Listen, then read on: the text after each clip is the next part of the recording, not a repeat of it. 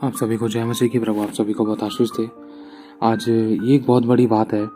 अगर हम यशाया पढ़ते हैं तो लिखा है कि तेरे ही अधर्म के कामों के कारण मैं तेरी प्रार्थना को नहीं सुनता, तेरे ही अपराधों के कारण मैंने तुझसे अपना मुंह छिपा रखा है, तेरे ही पापों के कारण मैं तेरी प्रार्थना को नहीं सुनता। सोचो, प्रभु वचन में साफ कह रहा है, अधर्म के काम पापों के कारण हमसे अपना मुंह छिपा रखा है, हमारी प्रार्थना को नहीं सुनता। तो फिर आज हम जो प्रार्थना कर रहे हैं वो परमेश्वर किस तरीके से सुन सकता है? देखो, परमेश्वर जिस पर चाहे उस पर दया कर सकता है, लेकिन अगर हम वचन के अनुसार इस चीज को देखें कि हमें प्रार्थना किस तरीके से करनी चाहिए। आज हम बहुत से लोग हैं प्रार्थना करते हैं कि जैसे मान लो प्रार्थना करने के लिए बैठे हैं हम लोग, परमेश्वर की उपस्थिति में झट से प्रार्थना करना शुरू कर देते हैं, झट से आराधना करना शुरू कर देते हैं, पश्चाताप नहीं करते। आज अगर हम किसी दूसरे व्यक्ति के लिए भी प्रार्थना कर रहे हैं ना, तब भी ना तो पश्चाताप कर रहे हैं, ना तो उसके पापों को क्षमा कर रहे हैं। हमें माफी मांगना जरूरी है, जिसके लिए प्रार्थना कर रहे हैं उसके विषय में और अपने लिए भी। उदाहरण के तौर पर लिखा है, जैसे कोई मान लो, उदाहरण के तौर पर जैसे मेरे सामने कोई भाई है, अब उसकी बॉडी में पेन था, उसकी बॉडी में प्रॉब्लम थी। अब वो अपना प्रार्थना का विषय मेरे पास लेकर आया। सुबह से लेकर शाम तक मुझसे बहुत सारी गलतियां होंगी, शब्दों के द्वारा, विचार के द्वारा, व्यवहार के द्वारा, कामों के द्वारा। अब वो सामने वाला बीमार इंसान मेरे पास आया कि शंकी भाई मेरे लिए प्रार्थना कर दो। अगर मैं उसके लिए प्रार्थना करूंगा तो परमेश्वर मेरी प्रार्थना को कैसे सुन सकता है? देखो, एक मेन चीज ये है कि लिखा, तेरे ही अधर्म के कामों के कारण, तेरे पापों के कारण मैंने तुझसे अपना मुंह छिपा रखा है, मैं तेरी प्रार्थना को नहीं सुनता। लेकिन अगर मैं उसकी प्रार्थना करने से पहले अगर मैं छोटी सी एक अपने लिए प्रार्थना करूं, या सिर्फ मैं 2 शब्द बोलूं, प्रभु मेरी गलती, पाप, गुनाह, अपराधों के लिए तो मुझे क्षमा कर, तेरे लहू से मुझे धो दे, ये शब्द भी मेरा काफी है। ये शब्द अगर मैं बोलकर प्रार्थना करूं अपने लिए और सामने वाले व्यक्ति के लिए, प्रभु सबसे पहले मेरे तो पापों को क्षमा कर, जिस पाप के कारण मेरे से, जिस भी तरीके से मेरे से कोई गलती हो गई है, मुझे माफ कर, यीशु तेरे लहू से मुझे धो दे। और प्रभु जो ये भाई है, इसके भी उन सभी पापों को क्षमा कर, जिस पाप के कारण इसकी जिंदगी में ये समस्या हुई है, ये दुख है, बीमारी है, तकलीफ है, कर्जा है, गरीबी है, घटी है, बीमारी, परेशानी है। प्रभु इसके उन सभी पापों को क्षमा कर, जिस पाप के कारण ये अपनी जिंदगी में इस दंड को या इस दुख को भोग रहा है। सबसे पहले हमें अपने भी पापों की क्षमा मांगनी है। हम एक दिल से पश्चाताप करना, बोलना जरूरी, प्रभु मुझे सॉरी, दिल से सॉरी, मुझसे जो भी गलतियां हुई अब तक प्रभु मुझे माफ कर दीजिए, यीशु तेरे लहू से मुझे धो दीजिए, मुझे अपने अनुसार चलाएं प्रभु। फिर दूसरों के लिए हम प्रार्थना करें। सबसे पहले हमें पश्चातापी हृदय रखना जरूरी है, क्योंकि देखो लिखा है, मन फिराओ तो स्वर्ग का राज्य निकट है। स्वर्ग का राज्य क्या है? स्वर्ग का राज्य परमेश्वर की सामर्थ को प्रकट करता है, क्योंकि लिखा, परमेश्वर का राज्य बातों में नहीं परंतु सामर्थ में है। और परमेश्वर का राज्य उसके सामर्थ को कैसे प्रकट करता है? जब जब यीशु मसीह के नाम से प्रार्थना हुई है, जब जब यीशु मसीह ने दूसरे लोगों के लिए प्रार्थना करी, तो परमेश्वर का राज्य सामर्थ्य रूप से प्रकट हुआ। कैसे? आश्चर्य कर्मों के द्वारा। परमेश्वर का राज्य सामर्थ में। सामर्थ में कैसे पता लगा सकते हैं? हम कैसे कह सकते हैं कि हमें प्रभाव दिखाई देगा परमेश्वर के राज्य का?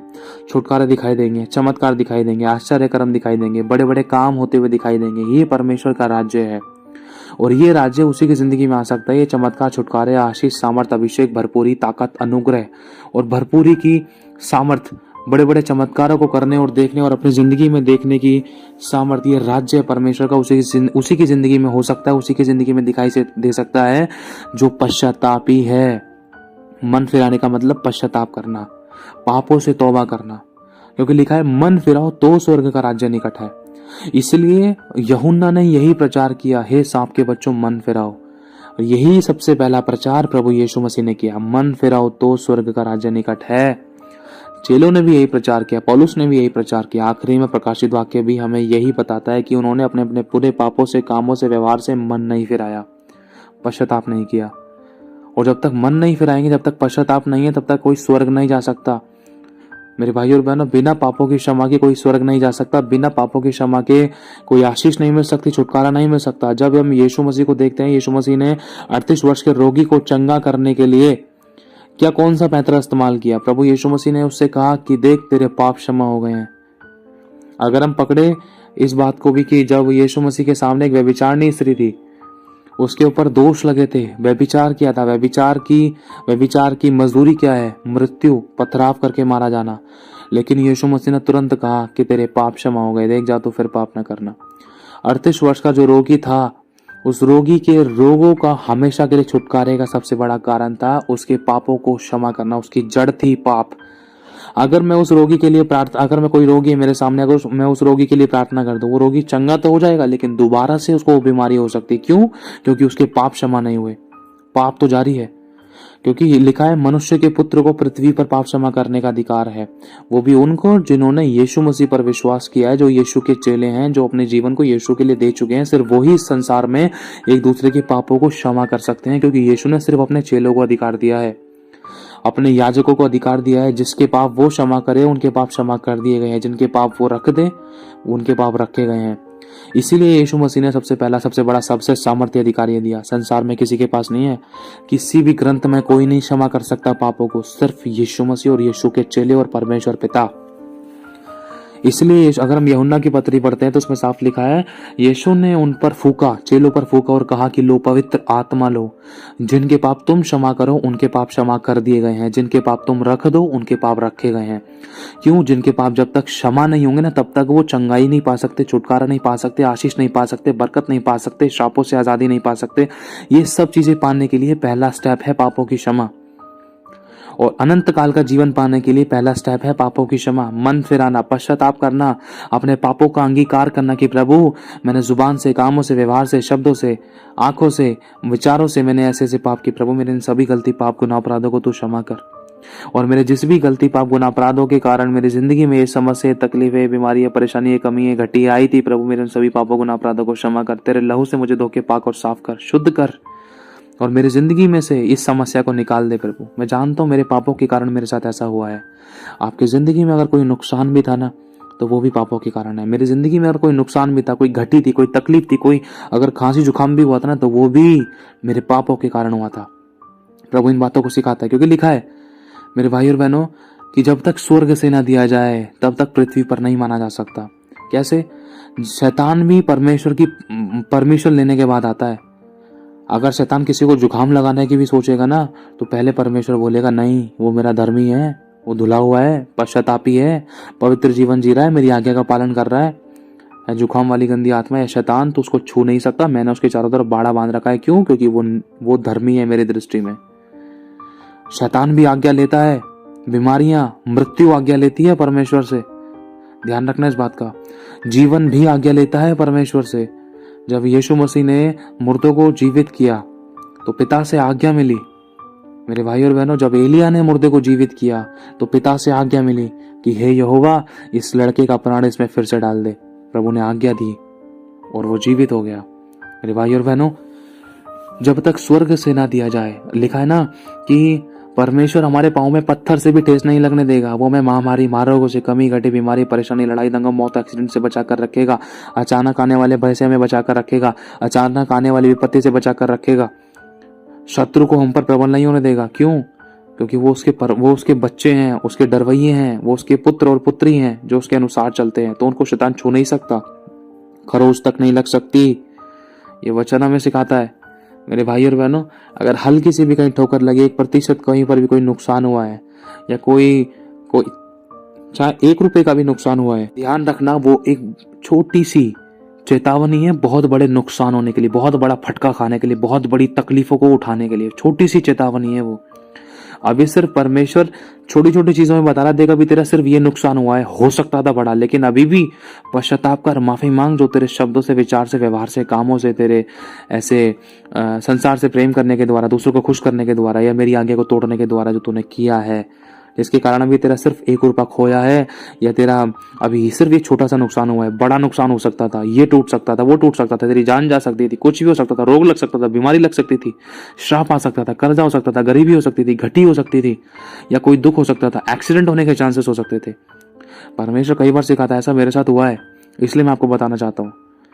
और थोड़ा सा खमीर पूरे गूंदे हुए आटे को खमीर कर देता है। इसीलिए कभी भी हम परमेश्वर की उपस्थिति में आए, या कभी किसी थर्ड पर्सन के लिए भी प्रार्थना करें, तो हमें इस बात का ध्यान रखना है, तुरंत समय या समय हमें अपने पश्चाताप, पापों की क्षमा मांगना जरूरी है।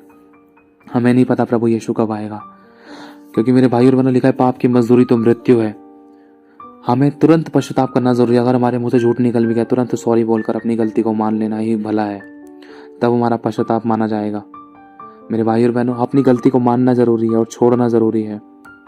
अगर मान लो मेरे से मैंने किसी को झूठ बोल दिया, या किसी पे दोष लगा दिया, या मैंने किसी को गाली बक दी, या मैंने कुछ गलत चीजें देख ली, गलत विचार कर दिया, या किसी के चांटा मार दिया, तुरंत अगर मैंने पश्चाताप नहीं किया तो थोड़ी देर में जब तक पश्चाताप नहीं किया, उस बीच में शैतान को मौका मिल सकता है बड़े नुकसान होने का, तकलीफ होने का, रोग होने का, घटी होने का, बीमारी होने का, परेशानी होने का, या कोई गड़बड़ी होने का, लड़ाई दंगे, मौत, एक्सीडेंट, किसी भी शैतान की दुष्ट आत्मा को मौका मिल सकता है, क्योंकि बाड़ा टूट चुका है।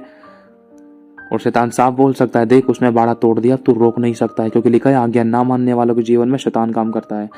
अब प्रभु तू भी शैतान को नहीं रोक सकता, क्यों? क्योंकि तेरे बच्चे ने आज्ञा तोड़ दी है। प्रभु के भी हाथ खड़े हो जाते हैं। मेरे भाई और बहनों, परमेश्वर का वचन सत्य है और पवित्र है।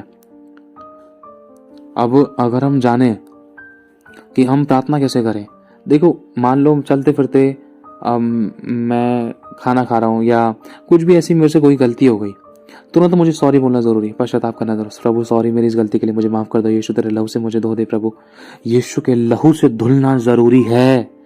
पश्चाताप करके, माफी मांगकर यीशु के लहू से धुलना, धोना अपने आप को जरूरी है। आमीन बोलो। इसी तरीके से जैसे मान लो मैंने झूठ बोला, प्रभु यीशु मुझे माफ कर दो, मैंने झूठ बोला और मैं अपनी गलती को मान रहा हूँ, और प्रभु जो मुझसे झूठ ना निकलने पाए आगे मेरी मदद करना। और प्रभु जिससे मैंने झूठ बोला उसको भी मैं क्लियर कर दूँ। प्रभु देख मैं अपनी इस गलती के लिए माफी मांगता हूँ। प्रभु मैंने गलत विचार किया, मेरे को उस गलती के लिए क्षमा कर, तेरे लहू से मेरे मन विचारों को मुझे धो दे, मेरे पापों को क्षमा कर, तेरे लहू से मुझे धो दे। ये प्रार्थना बहुत है। सिर्फ जैसे ही आप पश्चाताप करके, माफी मांगकर, अपनी गलती को अंगीकार करके, कबूल करके यीशु के लहू को जब अपने मन पे, अपने जीवन पे लगाते हो, अपने शरीर, प्राण और आत्मा पर, अपने पापों के लिए जब यीशु के लहू से क्षमा लेते हो, यीशु तेरे लहू से मेरे पापों को, अपराधों को धो दे, तुरंत हमारे पाप क्षमा होंगे और शैतान हमें छू नहीं पाएगा, छेड़ नहीं पाएगा, टच नहीं कर पाएगा, नुकसान नहीं कर पाएगा, चोरी नहीं कर पाएगा, घात नहीं कर पाएगा और नाश नहीं कर पाएगा। क्योंकि लिखा है चोर चोरी करने आता है। चोर को मौका कब मिलता है? जब बाड़ा खुला हुआ होता है, जब ताला खुला हुआ होता है, जब अब आप समझ सकते बहुत कुछ परमेश्वर की आत्मा के द्वारा इस समय बताया जा रहा है। हमें सावधानी बरतना जरूरी है। प्रभु यीशु का लहू, यीशु के स्वर्ग दूतों का पहरा हमारे लिए एक बहुत बड़ा रक्षा सुरक्षा का सामर्थी बाड़ा है। और ये बाड़ा जब तक रहेगा, जब तक हम पश्चातापी हृदय में, पवित्र आत्मा की अगुवाई में, परमेश्वर के वचन के अनुसार हम चलते रहेंगे। नहीं तो लिखा है ना, जो बाड़ा तोड़ेगा सर्प उसको डसेगा। सर्प कौन है? शैतान। जैसे ही आदम और हवा ने आज्ञा को तोड़ा, वैसे ही शैतान ने उनकी जिंदगी में श्राप को लेकर आ गया। सोचो, उस दिन से लेकर आज तक कितने लोग भुगत रहे थे। अगर उस समय आदम और हवा वो गलती नहीं करते ना, तो आज हम इस धरती पर इस प्रकार का जीवन नहीं जी रहे होते। हम अदन की वाटिका में होते। ना रोग रहता, ना आंसू रहते, ना श्राप रहता, ना बीमारी, ना मृत्यु, ना आंसू, ना रोना, ना गड़बड़ी, ना लड़ाई दंगा, ना मौत, एक्सीडेंट, कुछ नहीं होता। एक अच्छा ब्लेसेड, आशीषित, अनंत जीवन होता। प्रभु के साथ सर्वदा वास करना। ना रोना रहेगा, ना आंसू रहेंगे, पुराना सब जाता रहेगा। मेरे भाई और बहनों, प्रभु आज हमें सिखलाना चाहता है, अगर हम कभी भी किसी के लिए प्रार्थना करते हैं तो हमें सामने वाले के पापों को क्षमा करना जरूरी है, उसके लिए माफी मांगना जरूरी है। तब वो प्रार्थना उसकी जिंदगी में पूरी तरीके से काम कर पाएगी। वरन वो तुरंत तो छुटकारा पा लेगा आपकी प्रार्थना से, लेकिन अगर उसने अब वो तकलीफ उसको दोबारा भी हो सकती है। क्यों? क्योंकि अगर उसने खुद पश्चाताप नहीं किया तो हमें उसके पापों की क्षमा मांगना जरूरी है। हमें उसके लिए पापों को क्षमा करना जरूरी है। हमें अंगीकार करना जरूरी है, प्रभु उसके सभी पापों को क्षमा कर जिस पाप के कारण ये दुख में है। और हमें अपनी भी पापों की क्षमा मांगना जरूरी है प्रार्थना करने से पहले, या प्रार्थना करते समय भी हम बोल सकते हैं। जैसे मान लो कोई भाई बीमार है, उसका प्रार्थना का विषय मेरे पास आया, मैं ये बोल सकता हूँ, प्रभु यीशु अपने आप को उस भाई को यीशु तेरे लहू में डांपता हूँ। प्रभु मेरे पापों को क्षमा कर, मुझसे अब तक कोई गलती तो क्षमा कर। और प्रभु तेरे इस बच्चे के लिए प्रार्थना करता हूँ, उसके भी सभी पापों को क्षमा कर जिसके कारण वो बीमार है। तेरे कोड़े कारण से वो चंगा हो जाए, उसके पाप क्षमा कर दी जाए, तेरे लहू से उसको धो दे। आमीन। हो गई प्रार्थना। इस तरीके से आप अपने लिए भी, सामने वाले के लिए प्रार्थना कर सकते हैं। अगर आप जैसे मान लो अभी मेरे से झूठ निकल गया, मैंने झूठ बोल दिया और आधे घंटे बाद मेरे पास किसी का फोन आने वाला है, अगर मैंने अभी झूठ बोल दिया, तो अगर मैं अभी सॉरी बोल दूं, पश्चाताप करूं, प्रभु मुझे माफ कर, मेरे मुंह से झूठ निकला, मैंने झूठ बोल दिया, मुझे नहीं कहना चाहिए, तो झूठों से नफरत करता है, घृणा करता है। प्रभु तेरे लहू से मुझे धो दे, मेरे झूठ के पापों को मिटा दे। आमीन। बस फिर उसके आधे घंटे बाद अगर मैं किसी के लिए प्रार्थना करूं, कोई बीमार व्यक्ति का मेरे पास प्रार्थना का विषय आया, तो मैं सिंपल प्रार्थना कर सकता हूँ। क्यों? क्योंकि मैंने अपने पापों की, झूठ बोलने की पापों की क्षमा मैंने पा ली है। अब मैं उसके लिए नॉर्मल भी प्रार्थना कर सकता हूँ। जैसे उसका फ़ोन आया मेरे पास, उस भाई का या उस बहन का फ़ोन आया कि उसके पेट में दर्द हो रहा है, चलो प्रार्थना करते हैं। प्रभु यीशु अपने आप को तेरे उस बेटे को यीशु तेरे लहू में डालता हूँ, तेरे नाम से इसके पाप क्षमा कर दिए जाए। सबसे पहले पापों को क्षमा करना जरूरी है, क्योंकि पाप की मजदूरी है बीमारी, तकलीफ, कर्जा, गरीबी, घटी, लड़ाई दंगा, मौत, एक्सीडेंट्स। ये तो सब बहाने हैं, मजदूरी है पाप की। ये सब चीजें ऐसे ही नहीं आ जाती हैं। घर में लड़ाई दंगा क्यों है? क्योंकि व्यवहार गलत है, शब्द गलत है, काम गलत है, विचार गलत है, पाप है ये सब। लिखा है तो अब जैसा मन में सोचे वैसा तो है। यदि तूने अपने भाई को कह दिया अरे मूर्ख, तो वो भी पाप है, भरी सभा में, कचहरी में दंड के योग्य होगा। जा झटपट पहले अपने भाई से मेल मिलाप कर, फिर तू आकर मुझसे प्रार्थना करना, तब मैं तेरी प्रार्थना को स्वीकार करूंगा, तब मैं तुझे उत्तर और प्रतिफल दूंगा। तो ये तरीका है। जब तक पाप क्षमा नहीं होंगे ना, तब तक कुछ जिंदगी में कुछ बदलाव नहीं आ सकता, छुटकारा, चंगाई, आशीष, बरकत नहीं मिल सकती। अगर मिल भी गई तो वो रह नहीं सकती परमानेंट। क्यों? क्योंकि ना तो हमने खुद पश्चाताप किया, ना तो किसी ने हमारे पापों को क्षमा करने के लिए प्रार्थना की। ये जरूरी है। अगर हम दिल से खुद भी अपने लिए पश्चाताप करेंगे तो भी प्रभु हमारी प्रार्थना को सुनेगा। समझने की कोशिश करना इस बात को। अगर आपकी जिंदगी में कोई भी आज आपकी जिंदगी में कोई बात, विचार, व्यवहार, काम ऐसा लग रहा है जो आपकी जिंदगी में नहीं होना चाहिए था, चाहे वो कैसा भी दुख है, कलेश है, तकलीफ है, कर्जा है, गरीबी है, घटी है, कोई भी ऐसी परेशानी है जो भी आपको लग रहा है, सबसे पहले आप अपने लिए पश्चाताप करें। प्रभु, मेरी जिंदगी में जिस भी गलती, पाप, गुनाह, अपराध के कारण ये समस्या जो उत्पन्न हुई है, मेरी पत्नी, मेरे बच्चे, फैमिली, मामा पिता, किसी की भी जिंदगी, हमारे किसी भी गलती, पाप, गुनाह, अपराध के कारण ये हुआ है, प्रभु सबसे पहले हमारे उन सभी गलती, पाप, गुनाह, अपराधों को क्षमा कर दे। यीशु तेरे लहू से हमें धो दे। आमीन। इस तरीके से आप प्रार्थना कर सकते हो। फिर उसके बाद तब आप सामने वाले के लिए जब प्रार्थना करोगे ना, तो बहुत अच्छा रहेगा। प्रार्थना का रिजल्ट बेस्ट में आएगा और अच्छे तरीके से होगा। क्यों? क्योंकि पाप का कोई चिन्ह नहीं रहेगा। क्यों? क्योंकि जब प्रभु हमारे बीच में जब भी मौजूद होगा, जब हम निष्पाप, कहने का मतलब पश्चातापी हृदय के साथ होंगे, प्रभु की महिमा के लिए जब हम मिलेंगे। कैसे? उस सामने वाले को तकलीफ है और अगर मैं उसके दुखों में दुखी हो रहा हूँ, अगर मैं उसके लिए प्रार्थना कर रहा हूँ, तो प्रभु की महिमा हो रही है। क्योंकि परमेश्वर का गुण है कि दूसरों के दुखों में दुखी होना जानो। और अगर मैं उसके लिए प्रार्थना कर रहा हूँ, अगर मैं पश्चातापी हूँ, अगर मैं उसके लिए भी पश्चाताप कर रहा हूँ, अगर मैं उसके लिए भी पापों की क्षमा मांग रहा हूँ और उसके पापों को क्षमा कर रहा हूँ प्रार्थना करके, शब्द बोलकर, तो प्रभु उसको भी चंगा करेगा, मुझे इस बात की आशीष देगा। क्योंकि पापों की क्षमा मांगना जरूरी है। लिखा है धर्मी नहीं, एक भी नहीं, कोई भी धर्मी नहीं, कोई परमेश्वर को खोजने वाला नहीं, सबके सब भटक गए हैं, सबके सब निकम्मे हो गए हैं, लिखा है साफ। और अगर हम जाने, इतिहास में लिखा है, यदि मेरी प्रजा के लोग दीन होकर जो मेरे कहलाते हैं, यदि वो अपनी बुरी चाल से फिरें, पश्चाताप करें, माफी मांगे, मन फिराएं, तो मैं उनकी प्रार्थना को स्वर्ग में से सुनकर उनके देश को ज्यों का त्यों कर दूंगा। उनके पश्चाताप को देखकर, उनकी प्रार्थना को सुनकर उनके देश को फिर से खुशहाली का देश बना दूंगा, फिर से आशीषों को, बरकतों को, छुटकारा को खोलूंगा, मेल मिलाप, शांति, शालम, आराम को खोल दूंगा। मेरे भाई और बहनों, पश्चाताप जरूरी है। एक पश्चाताप ही है जो हमें परमेश्वर के नजदीक लेकर जाता है। एक पश्चाताप ही है जिसके द्वारा हम आशीष पाते हैं। एक पश्चाताप ही है जिसके द्वारा हम बरकत पाते हैं, चंगाई पाते हैं, छुटकारा पाते हैं और समस्याओं का समाधान पाते हैं, समस्याओं से छुटकारा पाते हैं, बीमारियों से आजादी पाते हैं। पश्चाताप है, पश्चाताप। क्योंकि प्रभु ने जब उस 38 वर्ष के रोगी को चंगा किया तो उससे कहा, देख तेरे पाप क्षमा हो गए हैं, देख तू फिर पाप ना करना, कहीं तेरे साथ इससे ज्यादा बुरा ना हो। मतलब अगर उसने गलती कर दी, अगर वो पश्चातापी नहीं है, तो मतलब उसके साथ इससे ज्यादा बुरा भी हो सकता है। क्यों? क्योंकि पश्चाताप नहीं है। पाप कर दिया, पाप के साथ हाथ मिला लिया या पाप में लिप्त है। देखो, प्रभु ने साफ हमें बतला दिया है। तो मेरे भाई और बहनों, पहले अपने लिए भी पश्चाताप करना जरूरी है। 2 शब्दों के लिए अपने लिए प्रार्थना करो, फिर सामने वाले के लिए अगर आप प्रार्थना कर रहे तो उनके लिए भी बिहाफ पर क्षमा मांगो।